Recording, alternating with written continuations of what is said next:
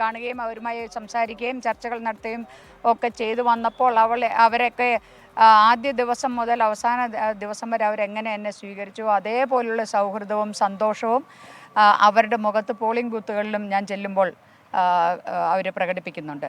അവരുടെ ആ സന്തോഷത്തിലാണ് എൻ്റെ പ്രതീക്ഷയുള്ളത്.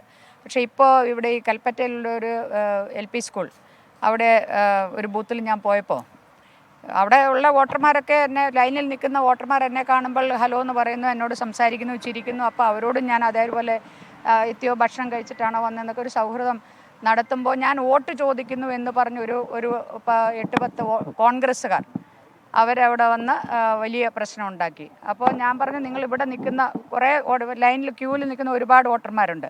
ഞാൻ പറഞ്ഞു അവരിൽ ഒരാളെങ്കിലും പറയട്ടെ ഞാൻ വോട്ട് ചോദിച്ചു എന്ന് പറഞ്ഞപ്പോൾ ഞാൻ പറഞ്ഞു, നിങ്ങളിങ്ങനെ ശബ്ദം വെച്ച് ഞാൻ പറയാത്ത കാര്യം ഉറക്കെ 5-8 ആണുങ്ങൾ ഒരുമിച്ച് നിന്ന് പറഞ്ഞാലില്ല ഞാൻ അങ്ങ് പേടിച്ചോടിപ്പോകുമെന്നാണോ കരുതിയതെന്ന് ചോദിച്ചപ്പോൾ നിശബ്ദരായി അവർ പിന്മാറിയ അപ്പോൾ അവരുടെ സ്ഥാനാർത്ഥി ഇല്ലാത്തതിലും അതേപോലെ തന്നെ ഒരു പരാജയ ഭീതിയും അവർക്ക് ഉണ്ടായിട്ടുണ്ടെന്നാണ് എനിക്ക് തോന്നുന്നത്.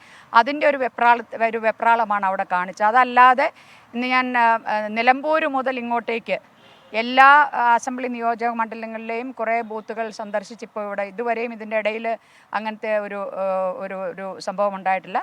പക്ഷേ ഇപ്പോൾ കുറേ ഉച്ചയ്ക്ക് വയനാട്ടിലെ LDF സ്ഥാനാർത്ഥി ഇപ്പോൾ സംസാരിക്കുന്നു.